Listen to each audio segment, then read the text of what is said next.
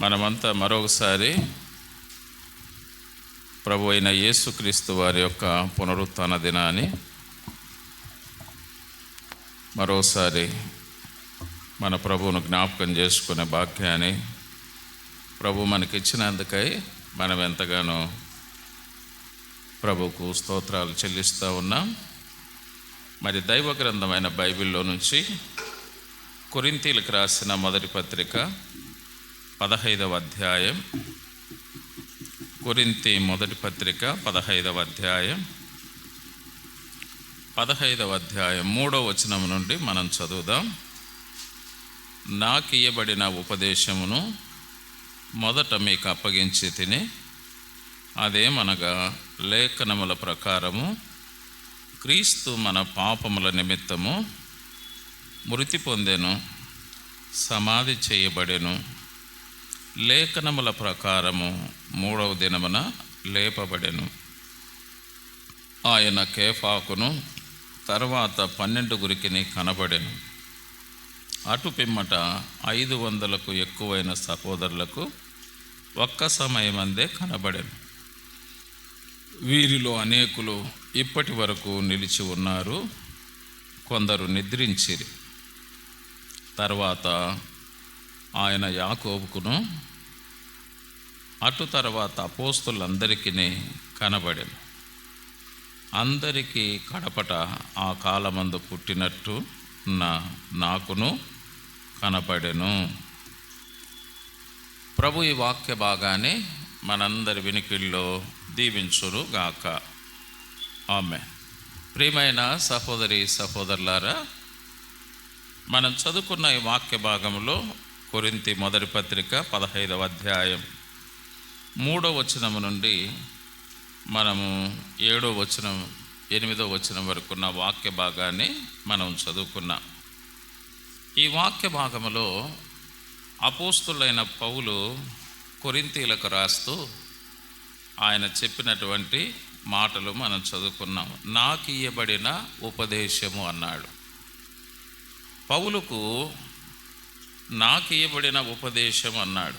అంటే ఈ ఉపదేశాన్ని పౌలుకు ఎవరిచ్చారు పౌలుకి ఈ ఉపదేశాన్ని?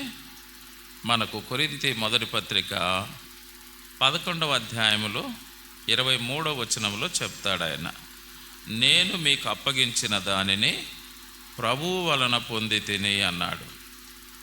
ప్రభువు వలన పొందితిని అంటే ఎవరు ఆయనకు ఉపదేశం ఇచ్చారంటే ప్రభువే ఆయనకు ఉపదేశం ఇచ్చాడు. ప్రభువే ఆయనకు ఉపదేశం ఇచ్చాడు. రక్షణ ఇచ్చింది ప్రభువే, అలాగనే ఆయనకు ఉపదేశాన్ని కూడా ఇచ్చింది ప్రభువే. రక్షించిన ప్రభు, తన సేవకై పిలిచిన ప్రభు, తనకు ఉపదేశాన్ని ఇచ్చిన ప్రభు. ఈ 3 ఎవరు ఇచ్చారంటే ప్రభువే ఇచ్చాడు. రక్షణ, రెండవది దేవుని సేవా పిలుపు, మూడవది దేవుని యొక్క ఉపదేశం. ఇవి పౌలుకు ప్రభు ఇచ్చాడు. అందుకే నాకు ఇవ్వబడిన ఉపదేశం. ఈ ఉపదేశం ఎవరో ఇస్తే నేను మీకు చెప్పడం లేదు.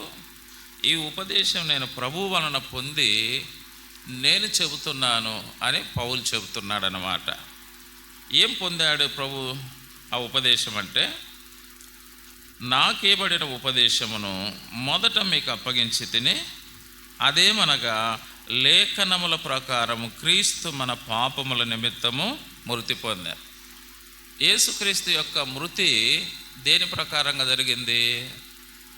లేఖనముల ప్రకారం. అంటే ప్రవక్తలు ముందుగానే ప్రవచించారు, యేసుక్రీస్తు ఏమవుతాడు, మృతి చెందుతాడు అనేది ప్రవక్తలు ప్రవచించారు. యేసుప్రభు వారు చాలాసార్లు ఏం చెప్పాడంటే, నేను లేఖనములను కొట్టివేయడానికి రాలేదు, లేఖనములను నెరవేర్చడానికే వచ్చాను. అంటే నా గురించి లేఖనాలలో ప్రవక్తలు ఏదైతే ప్రవచించారో, ఏదైతే రాశారో దానిని నేను నెరవేర్చడానికే వచ్చానని ప్రభు చెప్పాడు. అందుకే ఆయన మృతి దేని ప్రకారంగా జరిగింది? లేఖనముల ప్రకారము మృతి పొందెను అన్నాడు. తర్వాత సమాధి చేయబడెను. సమాధి కూడా దేని ప్రకారంగా చేయబడింది? అది కూడా లేఖనాలలో రాయబడినట్లుగానే ఆయన సమాధి కూడా లేఖనములలో రాయబడినట్లుగానే యేసు ప్రభు యొక్క సమాధి చేయబడింది. తర్వాత లేఖనముల ప్రకారం 3వ దినమున లేపబడ్డాడు. అంటే ఆయన మృతిని జయించి తిరిగి లేచుట కూడా దేని ప్రకారంగా జరిగింది? లేఖనముల ప్రకారంగానే. లేఖనముల ప్రకారంగా మృతి చెందాడు, లేఖనముల ప్రకారంగా సమాధి చేయబడ్డాడు, లేఖనముల ప్రకారంగా ఆయన మృతులలో నుండి తిరిగి లేచాడు. ఇదంతా దేని ప్రకారంగా జరిగింది? లేఖనముల ప్రకారం. అందుకే యేసు ప్రభు వారు అంటాడు, లేఖనములలో నిత్య జీవం ఉన్నదని తెలుసుకోండి. కాబట్టి లేఖనాలలో ఏముంది? నిత్య జీవం ఉందని మీరు తెలుసుకోండి అని ప్రభువే చెప్పాడు. కాబట్టి ఇవన్నీ కూడా దేని ప్రకారంగా చేయబడ్డాయి? ఆయన మృతి, ఆయన సమాధి, ఆయన పునరుత్థానం అనేది లేఖనముల ప్రకారం చేయబడింది. తర్వాత దానికి సాక్షులు ఎవరు అంటే అక్కడ 5వ వచనంలో చెప్తాడు, ఆయన కేఫాకును తర్వాత 12 కనబడెను అన్నాడు. అంటే యేసు ప్రభు వారు మృతి చెంది సమాధి చేయబడి తిరిగి లేచిన తర్వాత కనబడ్డాడనమాట. అది అక్కడ చెబుతున్నాడు. ఆయన కేఫాకును తర్వాత 12 కనబడెను. అటు పిమ్మట 500కు ఎక్కువైన సహోదరులకు ఒక్క సమయమందే కనపడి. 12 మంది మాత్రమే కాదు, 500 మందికి కూడా ఒక సమయమందు, వాళ్ళంతా ఒక స్థలములో ఉంటే ప్రభు వారికి కనపడ్డాడు అని చెప్పాడు. ఆ తర్వాత మరేం చెప్తున్నాడు? 7వ వచనం, తర్వాత ఆయన యాకోబుకును, యాకోబు అంటే ఎవరు? యేసు ప్రభు వారి యొక్క సహోదరుడు యాకోబు. యాకోబుకును అటు తర్వాత మళ్ళీ అపోస్తులందరికీ కనపడ్డాడు. మళ్ళీ కనపడ్డాడు. 2వసారి కూడా అపోస్తులందరికీ కనపడ్డాడు. అందరికీ కనపట ఆ కాలమందు పుట్టినట్టు ఉన్న నాకును కనబడెను. అంటే దీని అర్థం ఏంటంటే యేసు ప్రభు పునరుత్థానానికి మేము సాక్షులము అని చెబుతున్నాడు ఆయన. యేసు ప్రభు యొక్క పునరుత్థానానికి ఏముంది? సాక్ష్యం ఉంది. యేసు ప్రభు మరణించాడు అనే దానికి సాక్ష్యం ఉంది, సమాధి చేయబడ్డాడు అనే దానికి సాక్ష్యం ఉంది, యేసు ప్రభు వారు మృతులలో నుండి తిరిగి లేచాడు అనే దానికి కూడా ఏముందంటే ఇక్కడ ఒక సాక్ష్యం ఉంది. అంటే దానికి మేమందరం ఏమై ఉన్నామని చెప్తున్నాడంటే మేము సాక్షులము. మేమేమి? సాక్షులం. అయితే యేసు ప్రభు వారు ఒక్కరు మాత్రమేనా మృతులలో నుంచి తిరిగి లేచిందంటే పాత నిబంధనలో కూడా కొంతమంది చనిపోయి తిరిగి లేచిన వాళ్ళు ఉన్నారు, కొత్త నిబంధనలో కూడా చనిపోయి లేచిన వారు ఉన్నారు యేసు ప్రభు వారి కంటే ముందుగా. పాత నిబంధనలో మనం గమనిస్తే ఒక విధవరాలి కుమారుడు చనిపోతాడు. అంటే ఏలియాకు 3 సంవత్సరాలు ఆహారం పెట్టిన ఒక విధవరాలు ఉంది కదా సారేపతులో. 3 సంవత్సరాలు ఆమె ఇంట్లో ఉండి ఆయన అతిథిగా ఆహారం పుచ్చుకున్నాడు. అయితే ఆ విధవరాలి కుమారునికి ఒక జబ్బు చేసి చనిపోయాడు. అప్పుడు ఏలియా ప్రార్థన చేసినప్పుడు ఆ విధవరాలి కుమారుడు ఏమయ్యాడు? తిరిగి బ్రతికినాడు అని మనం చూస్తాం. అంటే చనిపోయినటువంటి ఆ బిడ్డ మళ్ళీ బ్రతికాడు. ఆ తర్వాత ఎలీషా కాలంలో చూస్తే ఎలీషా కూడా ఆతిథ్యం ఇచ్చిన ఒక కుటుంబం ఉంది సునేము పట్టణంలో.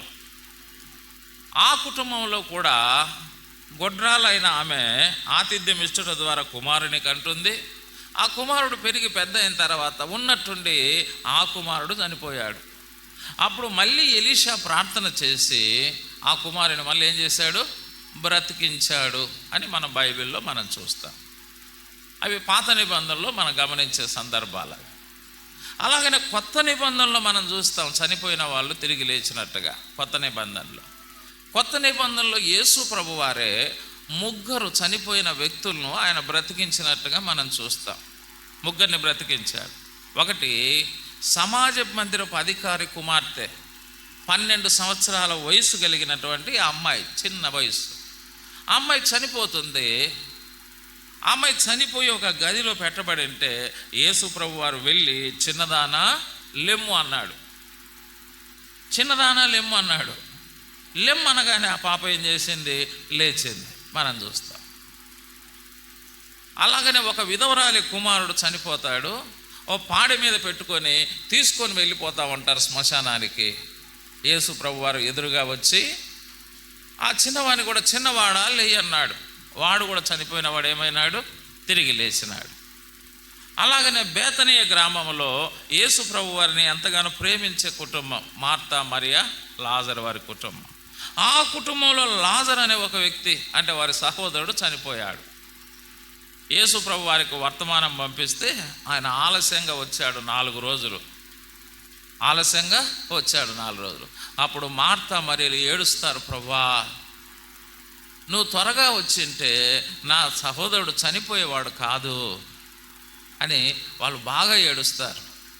అయితే ప్రభు అంటాడు, నమ్ముట నీ వలనైతే నీకు సమస్తము సాధ్యమవుతుంది. పద, మీ సహోదరుడు ఎక్కడున్నాడంటే సమాధిలో ఉన్నాడు ప్రభువా అంటాడు. అయితే ఆ సమాధి రాయి తొలగించండి అన్నాడు. తొలగించారు. లాజరు బయటికి రా అన్నాడు. ఇంట్లో ఉన్న వ్యక్తిని పిలిచినట్టుగా పిలిచాడు, లాజరు బయటికి రా అని. వాళ్ళను నిద్రపోతున్న వ్యక్తులను పిలిచినట్టుగా లేయండి అన్నాడు. వాళ్ళు లేచారు. ఈయనని ఇంట్లో ఉన్న వ్యక్తిని పిలిచినట్టుగా బయటికి రా అన్నట్టుగా ఆయన పిలిచాడు. ఆయన కూడా బయటకు వచ్చాడు. అంటే పాత నిబంధనలో 2 వ్యక్తులు చనిపోయిన వాళ్ళు బతికారు. కొత్త నిబంధనలో 3 చనిపోయిన వాళ్ళు బ్రతికారు. అయితే యేసు ప్రభు చనిపోయి బ్రతకడానికి, వీళ్ళు చనిపోయి బ్రతకడానికి ఉన్న వ్యత్యాసం ఏంటంటే, వాళ్ళు చనిపోయి బ్రతికారు, మళ్ళీ చచ్చిపోయినారు. వాళ్ళు చనిపోయి బ్రతికినారు, మళ్ళీ చచ్చిపోయినారు వాళ్ళు. కానీ యేసు ప్రభు వారు చనిపోయి సమాధి చేయబడి తిరిగి లేచిన తర్వాత మళ్ళీ ఆయన ఏం కాలేదు? మళ్ళీ చనిపోలేదు.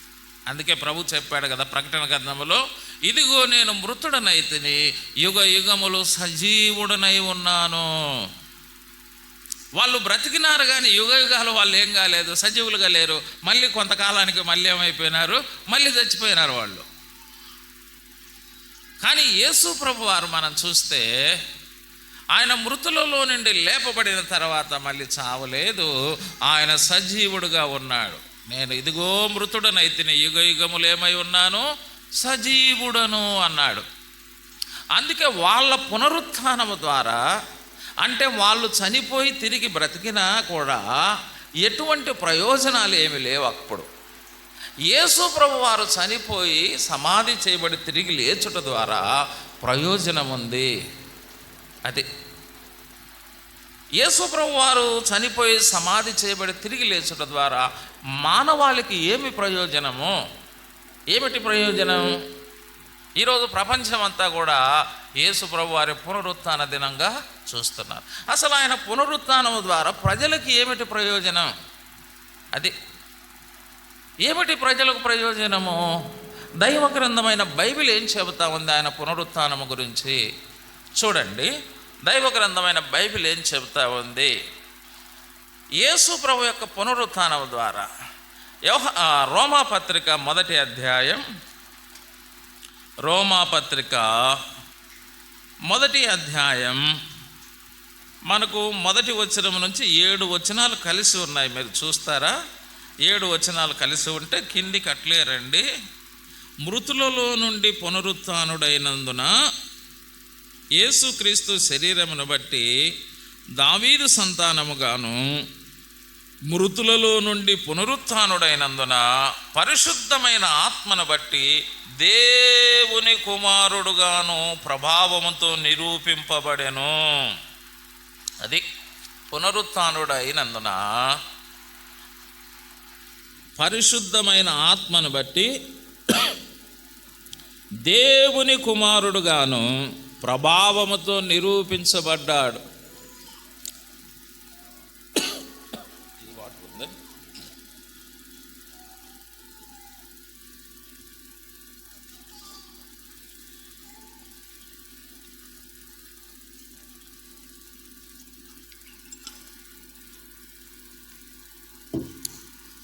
ప్రియమైన దేవుని బిడ్డలారా, క్రీస్తు పునరుత్థానం ఏం చేసిందంటే ఆయన దేవుని కుమారుడుగా నిరూపించబడ్డాడు.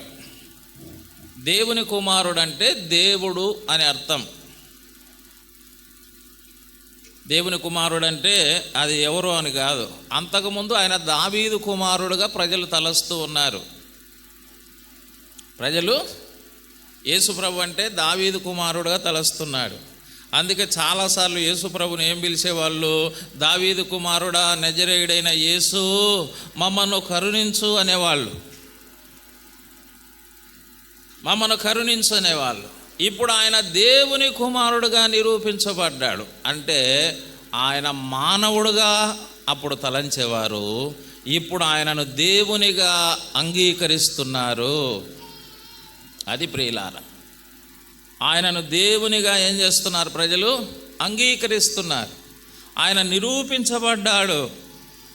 అది ఆయన నిరూపించబడ్డారు దేవుడు అనే విషయాన్ని మనం చూస్తాం. కాబట్టి నెంబర్ 1, యేసు ప్రభు యొక్క దైవత్వం విషయంలో నిరూపించబడిన వాడుగా ఉన్నాడు. యేసు ప్రభు వారి యొక్క దైవత్వ విషయంలో సందేహం ఉన్నది అప్పటికి ప్రజలకు. కొంతమంది ఆయనను ఎలాగా తలంచేవారు? ఆయన ఒక యూదునిగా తలంచేవారు. కొంతమంది ఆయనను ప్రవక్తగా తలంచేవారు. కొంతమంది మరియ కుమారునిగా తలంచేవారు. కొంతమంది యేసేపు కుమారునిగా తలంచేవారు. కొంతమంది దావీదు కుమారునిగా తలంచేవారు. ప్రియమైన దేవుని బిడ్డలారా, అందుకే యేసు ప్రభు వారు కూడా తన శిష్యులతో ఒకానొక సందర్భంలో ఏమంటారు? జనులు నన్ను గురించి ఏమనుకుంటున్నారంటే, అయ్యా ప్రవక్తలలో ఒకరు అనుకుంటున్నారా అన్నాడు. అయితే మీరేమనుకుంటున్నారన్నప్పుడు, మీరు సజీవుడైన దేవుని కుమారుడవు అని వాళ్ళు చెప్పారు. మనం చూస్తే శిష్యులు ముందుగా తెలుసుకున్నారు, కానీ ప్రజలందరూ ఎప్పుడు తెలుసుకున్నారు? ఆయన దేవుని కుమారుడు, ఆయన దేవుడు అనే సంగతి ఎప్పుడు తెలుసుకున్నారంటే ఆయన పునరుత్థానము తర్వాతనే తెలుసుకున్నారు. ఆయన పునరుత్థానం తర్వాతే తెలుసుకున్నారు అనేది మనం చూస్తాం అక్కడ. నెంబర్ 1. రెండవదిగా మనం చూస్తే ఆయన పునరుత్థానం ద్వారా ఆయన దైవత్వం నిరూపించబడింది. ఆయన మానవుడు కాదు, దేవుడు అనే సంగతి నిరూపించబడింది. ప్రియమైన వారలారా, రెండవదిగా మనం గమనిస్తే కొరింథీ మొదటి పత్రిక 15వ అధ్యాయం 17వ వచనం ఏం రాయబడింది? కొరింథీలకు రాసిన మొదటి పత్రిక 15వ అధ్యాయం 17వ వచనం చూడండి. క్రీస్తు లేపబడని ఎడల మీ విశ్వాసం వ్యర్థమే, మీరింకను మీ పాపములలోనే ఉన్నారు. క్రీస్తు లేపబడని ఎడల అంటే ఆయన మృతి చెంది సమాధి చేయబడి తిరిగి లేపబడకపోతే మీరు ఆయన యందు విశ్వాసం ఉంచుట వ్యర్థమే, మీరింకను మీ పాపములలోనే ఉండేవారు అంటున్నారు. ఇప్పుడు ఆయన మృతి చెంది మృతి జయించి తిరిగి లేచాడు కాబట్టి ఇప్పుడు మీరు విశ్వాసం ఉంచుట ద్వారా ఇప్పుడు మీ పాపములో మీరు లేరు, పాపము నుంచి విడుదల పొందారు. అంటే యేసుక్రీస్తు యొక్క పునరుత్థానము మానవుని ఏం చేసిందంటే పాపము నుంచి విడిపించింది. అంటే క్రీస్తు నా పాపముల కొరకై చనిపోయి సమాధి చేయబడి తిరిగి లేచాడని ఏ వ్యక్తి అయితే తన హృదయంలో విశ్వసిస్తాడో, ఏ వ్యక్తి అయితే తన పాపాన్ని ప్రభు దగ్గర ఒప్పుకుంటారో ఆ వ్యక్తి పాపము నుంచి ఏం పొందుతున్నాడు? విడుదల పొందుతున్నాడు. క్రీస్తు పునరుత్థానం మానవునికి ఏం తెచ్చింది చెప్పండి? పాప బంధకాలతో బంధించబడిన మానవుడు పాప బంధకాల నుంచి విడుదల పొందాడు. క్రీస్తు పునరుత్థానం చెందకపోతే మానవుడు దేంట్లో ఉండేవాడు? పాపములోనే ఉండేవాడు. ఇప్పుడు ఆ పాప బంధకాలలో నుంచి క్రీస్తునందు విశ్వాసం ఉంచడం ద్వారా విడుదల కలిగింది. చూసారా? ఆయన పునరుత్థానాన్ని మనం కూడా అంగీకరించడం ద్వారా, అదే మనకు బైబిల్ చెబుతుంది కదా. రోమాపత్రిక ఏం చెప్పింది చెప్పండి? రోమాపత్రిక 10వ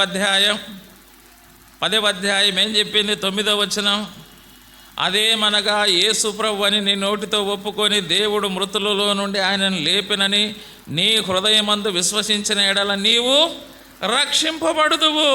అదే రక్షించబడుట, పాప క్షమాపణ పొందుట, పాపము నుంచి విడుదల పొందుట, కొత్త జన్మ పొందుట, ఇవన్నీ కూడా పర్యాయ పదాలుగా. ఇది ఎలా జరిగింది?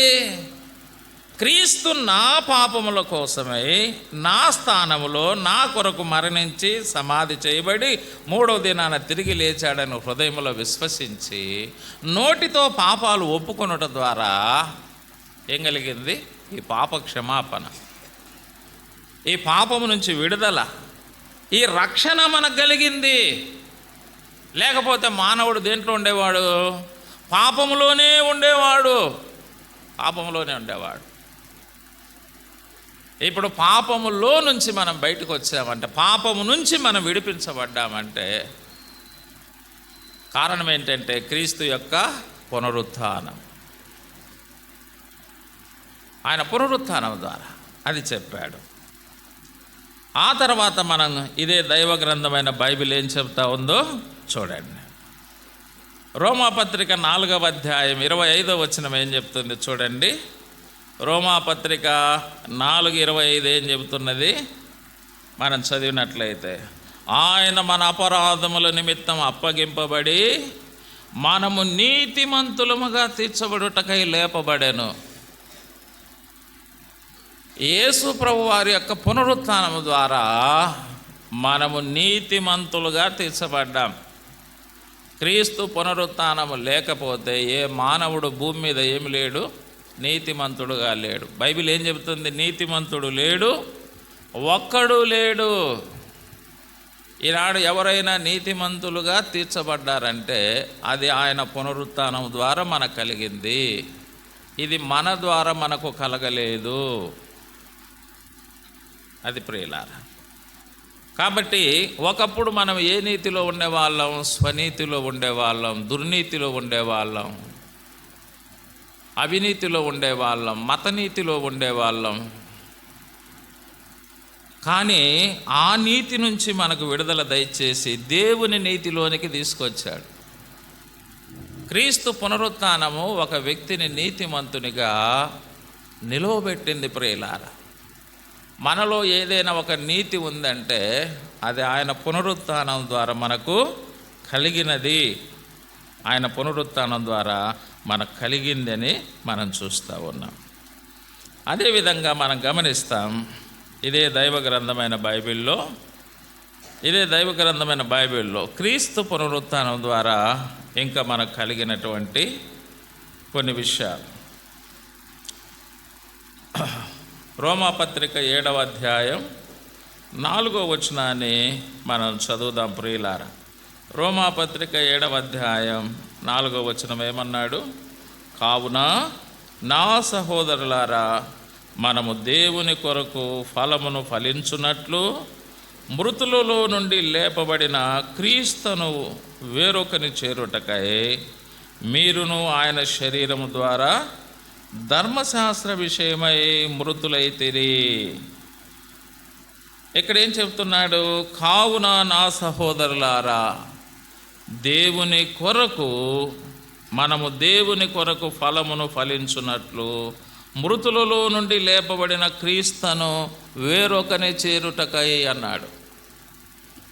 ఒకప్పుడు ప్రతి మనుషుడు ధర్మశాస్త్రాన్ని చేరుకున్న వ్యక్తి. ఇప్పుడు ఈ ధర్మశాస్త్రం విషయమై మనం ఏమై ఉన్నామంటే మృతులమైన. పునరుత్థానుడైన క్రీస్తును మనం చేరుకున్నాం. ఆయన పునరుత్థానం ద్వారా మనకేం కలిగిందంటే అక్కడ చెబుతున్నాడు, మనము దేవుని కొరకు ఫలము ఫలించున్నట్లు అన్నాడు. మనము దేవుని కొరకు ఫలము ఫలించున్నట్లు అన్నాడు. ఒకప్పుడు ఇశ్రాయేలీలు వారు ధర్మశాస్త్రమును ఆశ్రయించినప్పుడు దేవుని కొరకు ఏమి లేదంట, వారు ఫలము ఫలించలేని వారుగా ఉన్నారు అని యెషయా గ్రంథములో ప్రభు చెప్తాడు.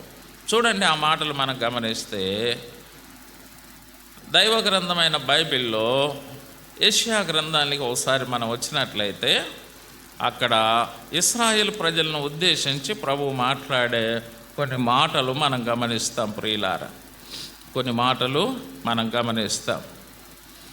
5వ అధ్యాయం, యెషయా గ్రంథం 5వ అధ్యాయం 1వ వచనం నుండి మనం చదివితే, నా ప్రియుని గురించి పాడెదను వినుడి, అతని ద్రాక్ష తోటను బట్టి నాకిష్టుడైన వాని గురించి పాడెదను వినుడి. సత్తువ భూమి గల కొండ మీద నా ప్రియునికి ఒక ద్రాక్ష తోట ఉండెను. ఆయన దానిని బాగుగా త్రవ్వి రాళ్లను ఏరి అందులో శ్రేష్టమైన ద్రాక్ష తీగలను నాటించాను.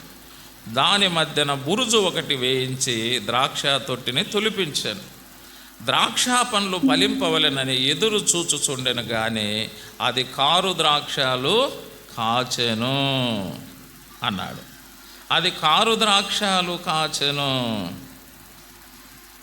అని చెప్పాడు. అంటే అది ఫలాలు ఫలించలేకపోయింది. కారు ద్రాక్షలు అంటే అవి తినడానికి ఉపయోగకరమైనవి ఫలించలేదు. ఆ ద్రాక్ష తోట ఎవరు అని చెబుతున్నాడంటే 7వ వచనంలో, ఇశ్రాయేలు వంశము సైన్యములకు అధిపతి అగు యెహోవా ద్రాక్ష తోట, యూదా మనుషులు ఆయనకి ఇష్టమైన వనము. ఆ ద్రాక్ష తోట ఎవరంటే ఇశ్రాయేలీలే, యూదా వారే. వారు దేవుని కొరకు, దేవుడు దేనికోసం ఆ ద్రాక్ష తోటను వేశాడని చెప్పాడు? ద్రాక్ష పండ్లు ఫలించాలని వేశాడంట. కానీ కారు ద్రాక్షలు కాచెను అన్నాడు. కారు ద్రాక్షలు కాసిన అవి తినడానికి ఉపయోగకరమైనవిగా లేవు. అంటే వీళ్ళందరూ కూడా వీళ్ళు ధర్మశాస్త్రం కింద ఉన్నవారు. అయితే క్రీస్తు మృతులలో నుండి లేపబడటం ద్వారా మనుషులందరూ ఎక్కడికి వచ్చారంటే ఈ ధర్మశాస్త్ర విషయం దగ్గర నుంచి క్రీస్తు దగ్గరికి వచ్చారు. అందుకే ఇప్పుడు ఏమవుతున్నారంటే వారు ఫలిస్తున్నారు అని చెప్పాడు. అంటే క్రీస్తు ప్రభు యొక్క పునరుత్థానం లేకపోతే మానవుడు దేవుని కొరకు ఫలించేవాడు కాదు. అది దేవుని కొరకు ఫలించేవాడు కాదు మానవుడు. అంటే దేవుడు ఆశించిన ఫలాలు మనిషిలో నుంచి దేవుడు చూసేవాడు కాదు. పాత నిబంధనలో ఇశ్రాయేలీలలో ఆయన ఆ ఫలాలు చూడలేకపోయారు. అయితే కొత్త నిబంధనలో క్రీస్తు యొక్క పునరుత్థానం ద్వారా దేవునికి ఇష్టమైన ఫలాలు మానవుని జీవితంలో ఆయన చూడగలుగుతూ ఉన్నాడు. కొన్ని ఫలాలు మనం గమనిస్తాం ప్రియులారా, కొన్ని ఫలాలు మనం గమనించవచ్చు బైబిల్లో. చూడండి, హెబ్రీలకు రాసిన పత్రిక 13వ అధ్యాయంలో మనం చూస్తాం. క్రీస్తు పునరుత్థానం ద్వారా మనం ఏమైనామంటే ఫలభరితులమైనాము. అంటే పాత నిబంధన కాలంలో దేవుడు కోరుకున్న ఫలాలు చూడలేకపోయారు. కానీ కొత్త నిబంధనలో క్రీస్తు పునరుత్థానం ద్వారా మనలో ఆ ఫలాలు దేవుడు చూడగలుగుతున్నాడు. ఏమిటి? హెబ్రీ పత్రిక 13వ అధ్యాయము 15వ వచనం ఏమన్నాడు?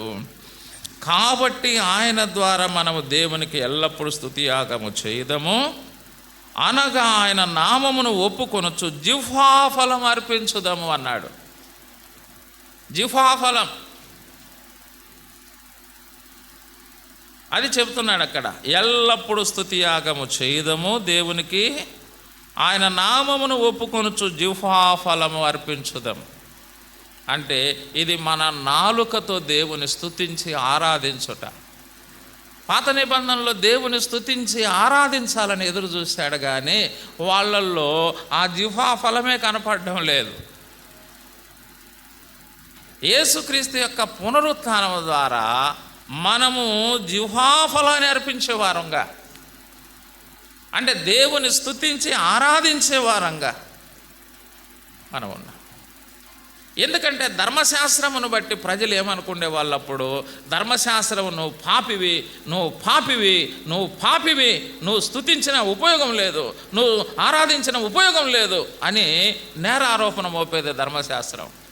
అందుకే వాళ్ళు దేవుని కోసం ఏం చేయలేరంటే ఫలించలేకపోయేవాళ్ళు. ఇప్పుడు క్రీస్తు పునరుత్థానం ద్వారా మనకు పాపము నుంచి విడుదల కలిగింది.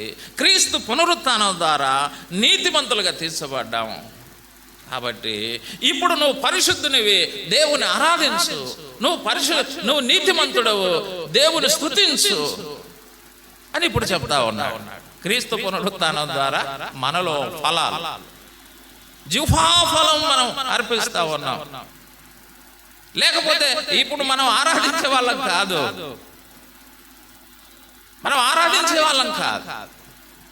తండ్రి అయిన దేవుని కానీ ప్రభు అయిన యేసుక్రీస్తు కానీ మనం ఆరాధించే వాళ్ళం కాదు.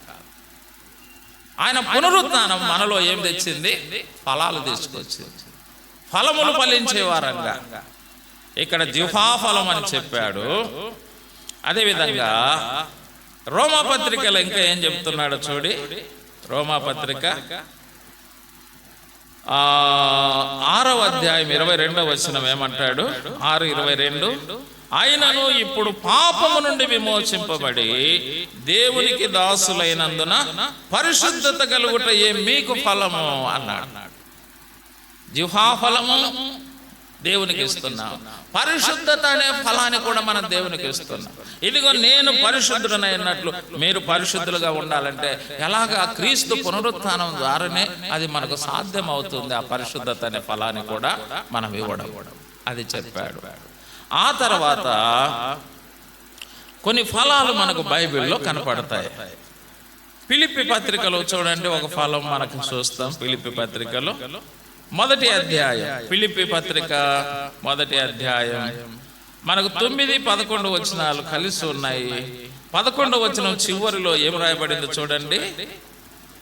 ఏం రాయబడి? ఇందువలన దేవునికి మహిమయు స్తోత్రమును కలుగునట్లు మీరు క్రీస్తు యేసు వలనైన నీతి ఫలములతో నిండుకొనిన వారై అన్నాడు.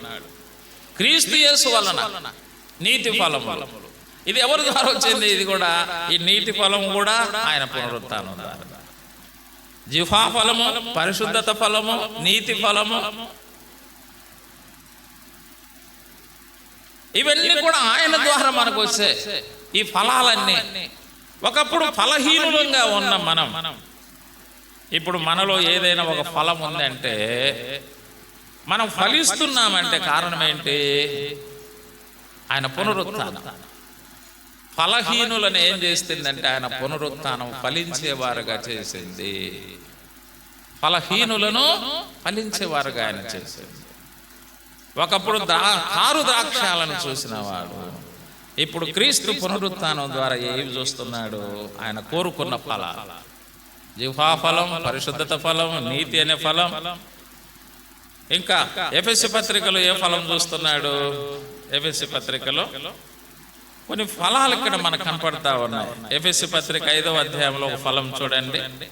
5వ అధ్యాయం 8వ వచనం ఏమంటాడు? మీరు పూర్వమందు చీకటై ఉంటది, ఇప్పుడు ప్రభువునందు వెలుగై ఉన్నారు. వెలుగు ఫలము అన్నాడు. వెలుగు ఫలం, వెలుగు ఫలములు ఏమున్నాయి? సమస్త విధములైన మంచితనము, నీతి, సత్యమును వాటిలో కనపడుచున్నాయి. కాబట్టి ఈ వెలుగు ఫలములు ఏమున్నాయి? మంచితనం ఉంది, నీతి ఉంది, సత్యం ఉంది. ఈ వెలుగు ఫలం కూడా క్రీస్తు పునరుత్థానం ద్వారానే మనకు లభించింది. కాబట్టి ఈ ఫలాలు అనేవి కూడా క్రీస్తు పునరుత్థానం ద్వారా ఒక మనిషి ఫలభరితమైన వ్యక్తిగా మారిపోయినాడు. ఫలహీనులుగా ఉన్న మనల్ని ఫలించేవారుగా చేసింది క్రీస్తు పునరుత్థానం. క్రీస్తు పునరుత్థానం ఏం చేసింది? ఫలించే వారంగా చేసింది. అది చెప్పాడు అక్కడ. కాబట్టి ఆయన పునరుత్థానం ఆయన దైవత్వాన్ని నిరూపించింది. ఆయన పునరుత్థానం పాపిని పాపం నుంచి విడిపించింది. ఆయన పునరుత్థానం అనీతిమంతుని నీతిమంతునిగా తీర్చింది. ఆయన పునరుత్థానం ఫలహీనుడైన మానవుడు దేవుని కొరకు ఫలించేవాడిగా చేసేది. ఆయన పునరుత్థానం, ఆయన పునరుత్థానం ఇవన్నీ కూడా చేసినట్టుగా మనం చూస్తా ఉన్నాం ప్రియులారా. ఆయన పునరుత్థానం. అందుకే ప్రభునందు ప్రియమైన దేవుని బిడ్డలారా, ఇంకా బైబిల్లో ఒక మాట మనం చదువుదాం. యోహాను సువార్త 5వ అధ్యాయం 29వ వచనం చూడండి. ఇక్కడ పునరుత్థానములు 2 రకాలైన పునరుత్థానాలు ఉంటాయి. చూడండి, యోహాను సువార్త 5:29 ఏం చదువుతారా? 5:29 మేలు చేసిన వారు ఏ పునరుత్థానానికి? జీవ పునరుత్థానమునకును, కీడు చేసిన వారు తీర్పు పునరుత్థానమునకును బయటికి వచ్చేదారు. అది ఇక్కడ పునరుత్థానములు 2 ఉన్నాయి. అంటే మనకు సంబంధించిన పునరుత్థానం. ఇప్పుడు క్రీస్తు పునరుత్థానం ద్వారా మనకు కలిగినవి ఏమో కొన్ని చూసాం. ఇప్పుడు మన పునరుత్థానం గురించి చెబుతున్నాడు. మన పునరుత్థానం గురించి ఏం చెప్తున్నాడు? మేలు చేసిన వారు జీవ పునరుత్థానమునకును, కీడు చేసిన వారు తీర్పు పునరుత్థానమునకును బయటికి వచ్చారు. అంటే చనిపోయిన వాళ్ళందరూ కూడా తిరిగి బ్రతికించబడతారు. దానే పునరుత్థానం అంటారు. చనిపోయిన వాళ్ళందరూ తిరిగి మళ్ళీ బ్రతికించబడతారు. బ్రతికించబడమే పునరుత్థానం, చనిపోయిన వాళ్ళు తిరిగి బతకడం. అయితే ఇక్కడ 2 పునరుత్థానముల గురించి చెబుతున్నాడు. ఒకటి మేలు చేసిన వారు జీవ పునరుత్థానం, కీడు చేసిన వారు తీర్పు పునరుత్థానమునకు బయటకు వస్తారు. అంటే సమాధులలో నుంచి చనిపోయిన అందరూ కూడా బయటకు వస్తారు. ఒకరు జీవ పునరుత్థానం అంటే నిత్య జీవం కోసం బయటకు వస్తున్నారు. ఒకరు తీర్పు పునరుత్థానం అంటే తీర్పు కోసం, శిక్ష కోసం బయటకు వస్తున్నారు. అంటే పరిశుద్ధులకు పునరుత్థానం ఉంది, చనిపోయిన తర్వాత పాపులకు కూడా పునరుత్థానం ఉంది. పరిశుద్ధులు ఎందుకు తిరిగి లేపబడతారంటే నిత్య జీవం కోసం వారు లేపబడతారు. అంటే ప్రభు అయిన యేసును తమ సొంత రక్షకుడుగా అంగీకరించి పాపాలు ఒప్పుకొని క్షమాపణ పొంది బాప్తీసం పొంది ప్రభు కొరకు జీవిత కాలం అంతా నమ్మకంగా జీవిస్తారే, వాళ్ళు చనిపోయిన తర్వాత, సమాధి చేయబడిన తర్వాత యేసు ప్రభు వారు 2వసారి వచ్చినప్పుడు ఆ బూర శబ్దం విని సమాధులలో ఉన్నవారు తిరిగి లేపబడతారు. దేనికోసం వారు లేపబడుతున్నారు? నిత్య జీవం కోసం వారు లేపబడుతున్నారు. అయితే యేసు ప్రభుని నమ్ముకోకుండా పాపిగానే పుట్టి పాపిగానే జీవించి పాపిగానే మరణిస్తారే, వాళ్ళు కూడా చనిపోయిన వాళ్ళు మళ్ళీ తిరిగి లేపబడతా ఉన్నారు. వాళ్ళు దేనికోసం లేపబడుతున్నారంటే వాళ్ళు తీర్పు కొరకు, శిక్ష కొరకు లేపబడుతున్నారు. అందుకే ఇక్కడ 2 పునరుత్థానాలు చెప్పారు. జీవ పునరుత్థానము, తీర్పు పునరుత్థానము అన్నాడు. తీర్పు పునరుత్థానం. అయ్యా అమ్మ, నీవు జీవ పునరుత్థానములో ఉంటావా, తీర్పు పునరుత్థానములో ఉంటావా? యేసు ప్రభు వారు 2వసారి వచ్చినప్పుడు జీవ పునరుత్థానం ఉంది, తీర్పు పునరుత్థానం ఉంది. జీవ పునరుత్థానములు ఎవరుంటున్నారు? నిజంగా పాపాలు ఒప్పుకొని క్షమాపణ పొంది బాప్తీసం పొంది దేవుని కొరకు నమ్మకంగా జీవించిన వారు జీవ పునరుత్థానం. అది ఎలా ఉంటుందో చూడండి ఒకసారి, మనం క్లుప్తంగా జ్ఞాపకం చేద్దాం. మనకు తెలిసిన విషయం జీవ పునరుత్థానం. తెస్సలోనికైలకు రాసిన మొదటి పత్రిక, తెస్సలోనికైలకు రాసిన మొదటి పత్రిక 4వ అధ్యాయం 15 నుంచి చదువుదాం. మేము ప్రభువు మాటను బట్టి మీతో చెప్పున్నదేమనగా, ప్రభువు రాకడ వరకు సజీవులమై నిలిచి ఉండు మనము నిద్రించిన వారి కంటే ముందుగా ఆయన సన్నిధిని చేరం, ఆర్భాటముతోనూ ప్రధాన దూత శబ్దముతోనూ దేవుని బూరతోనూ పరలోకము నుండి ప్రభు దిగివచ్చును. పరలోకము నుండి ప్రభు దిగివచ్చును. క్రీస్తునందుండి మృతులైన వారు మొదట లేతురు. క్రీస్తునందుండి మృతులైన వారు అంటే వీరు జీవ పునరుత్థానం. అంటే యేసు ప్రభు నమ్ముకొని పాపాలు ఒప్పుకొని క్షమాపణ పొంది బాప్తీసం పొంది జీవితకాలం అంతా ప్రభు కొరకు నమ్మకంగా జీవించి మృతి చెందారే, వాళ్ళు క్రీస్తు 2వ రాకడలో మొట్టమొదట లేతురు. ఆ మీదట సజీవులమై ఉండు మనం వారితో కూడా ఏకముగా రెప్పపాటున మార్పు చెంది ప్రభువును ఎదుర్కొనుటకు ఆకాశ మండలమునకు మేఘముల మీద కొనిపోబడదము, కాగా మనము సదాకాలం ప్రభువుతో కూడా పొందాం. ఇది జీవ పునరుత్థానం.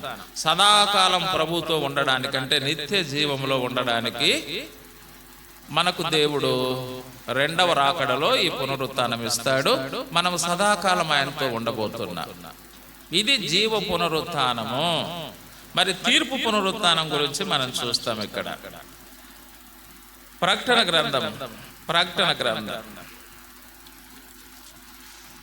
గ్రంథంలో ఒక మాట చూడండి, తీర్పు పునరుత్థానం ఏం చెబుతుంది. ప్రకటన గ్రంథం 20వ అధ్యాయం 11వ వచనం. మరియు ధవలమైన మహాసింహాసనమును దాని యందు ఆసీనుడై ఉన్న ఒకరిని చూచి తిని, భూమి ఆకాశములు ఆయన సముఖము నుండి పారిపోయెను, వాటికి నిలువ చోటు కనబడకపోయాను. మరి గొప్పవారేమి కొద్దివారేమి మృతులైన వారందరూ ఆ సింహాసనం ఎదుట నిలువబడి ఉండుట చూచి.